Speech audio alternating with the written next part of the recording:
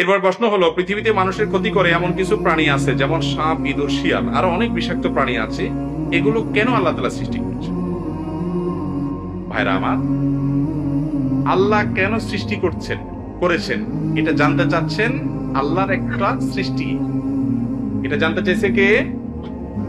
আল্লাহর একজন সৃষ্টি। আচ্ছা ভাই, একজন সাধারণ কর্মচারী, পিয়ন, তার মালিক অনেক বড় ব্যবসায়ী ধরেন, পিয়নের কাজ হলো চাটা আগে জোগাই দেওয়া।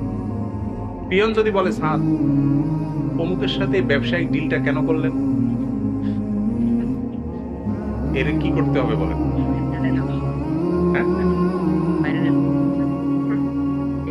এর ঘুরাই দিয়া বাইক করে দেওয়ার কথা না? সে যদি কথায় কথা জিজ্ঞাসা করে, স্যার আজকে আপনি ওই জায়গাটা কেন গেলেন, স্যার আপনি এই ব্যবসা করেন একবার ধরা কেন, আবার এটা কেন করলেন, এরকম যদি প্রশ্ন করে, দুনিয়ার এই মানুষগুলো আমরাই বলবো যে এর এই প্রশ্নই ভুল, এর প্রশ্ন করার রাইটই নেই। আরে বেটা, সে তো মালিক, কোনটা করবে না করবে, কোনটার কি মায়ের পেচ আছে না আছে, টার্গেট কি আছে না আছে, এগুলো তুমি সব বুঝে যাইতা, তাহলে তুমি তো পিয়ন হইতা না, তুমিও মালিক হয়ে যেতে। তুমি পিয়ন হইয়া মালিকের কাজের রহস্য, মালিকের কাজ কোনটার কি মায়ের পেচ আছে, কোনটার কি হিকমত আছে, কোনটার কি ভালো মন্দ দিক আছে না আছে, তার দৃষ্টি কত গভীরে আছে না আছে, এগুলো সবগুলো তুমি যদি বুঝে যাও, তাহলে তোমার আর মালিকের মধ্যে পার্থক্য কি থাকবে? ঠিক না ঠিক? অথচ ওই কর্মচারী এবং মালিক তারা দুইজনেই আল্লাহর সৃষ্টি, দুইজনেই মানুষ, দুইজনেই হাত পা আলা। ঠিক না ঠিক? তার এই প্রশ্ন যদি মালিকের কাছে করাটা অযৌক্তিক হয়, আপনি একটা ক্ষুদ্রাতি ক্ষুদ্র সৃষ্টি, মহান আল্লাহ তাআলা, মহান রব্বুল আলামিন, মহান সৃষ্টিকর্তা, তিনি কোনটা কেন সৃষ্টি করছেন এটা যদি আপনি প্রশ্ন রাখেন, তাহলে আপনার এই প্রশ্ন রাখার কোনো রাইট থাকে? আপনি যদি আল্লাহ তাআলার সব কাজের সমস্ত সৃষ্টির রহস্য বোঝার মতো ক্ষমতা আপনার চলেই আসে, তাহলে আল্লাহ এবং আল্লাহর সৃষ্টির মধ্যে পার্থক্য কি থাকে?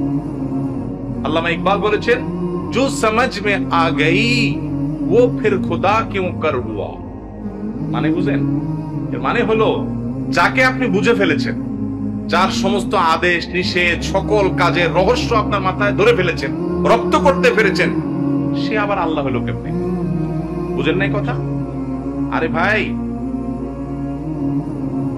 দেশের প্রধান, সরকারের প্রধান, ধরেন দুনিয়া যারা চালায়, বড় বড় নেতারা আছে, অমুক দেশের প্রেসিডেন্ট, তমুক দেশের প্রেসিডেন্ট, বড় বড় নেতা, নেতাদের কাজের সব কাজের মায়ের পেজ কি জনগণ বুঝে? বেশিরভাগই বুঝে না। তো সে যদি তার সব মায়ের পেজ বুঝে যায়, তাহলে তার সাথে আর নেতার কি পার্থক্য থাকে? ঠিক একই ভাবে আল্লাহ রাব্বুল আলামিনের প্রতিটি কাজ, তার পিছনে অগণিত রহস্য এবং হিকমা আছে। তার সবগুলো আমরা বুঝে যাবো এমনটা জরুরি না। আপনি যদি সবকিছু বুঝে ফেলতে চান আল্লাহ তাআলার, এটা হলো হাস্যকর ব্যাপার। আপনি কিভাবে সৃষ্টিকর্তার সব রহস্য বুঝবেন? এবার আসি একবারে সলিড উত্তরে, যে সাপ, ইঁদুর, শিয়াল, যত প্রাণী আছে আল্লাহ তাআলা সমস্ত প্রাণী সৃষ্টি করেছেন। আমরা দেখি এগুলো আমাদের উপদ্রব করে, ক্ষতি করে, কষ্ট দেয়, কিন্তু এগুলার অনেক উপকারী দিক আছে।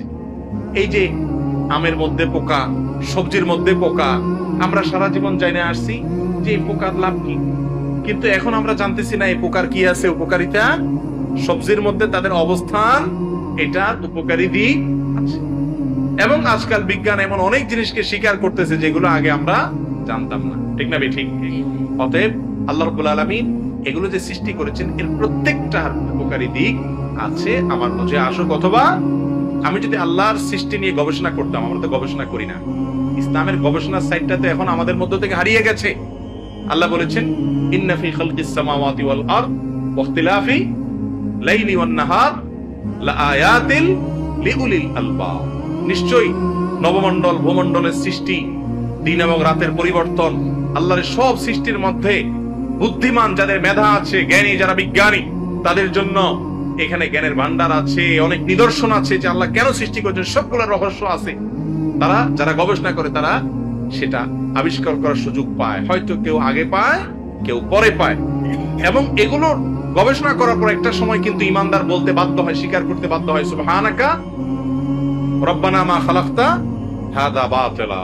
হে আল্লাহ, আপনার পবিত্র বর্ণনা করছি, আপনি এর কোনটি অন্যায়ভাবে, অপ্রয়োজনে সৃষ্টি করেন। বিধায় আল্লাহর প্রতি সৃষ্টির রহস্য আছে। সব সৃষ্টির রহস্য আমরা এখন বুঝবো না। 500 বছর আগের মানুষ অনেক কিছু বুঝে না, আমরা এখন বুঝতেছি, ঠিক না ভাই? ঠিক। মানুষের সমস্ত কথা, সমস্ত কাজের রেকর্ড হবে, এগুলো কি আমাদের ময়দানে দেখানো হবে, নবী করিম সাল্লাল্লাহু আলাইহি ওয়াসাল্লামকে দেখানো হবে।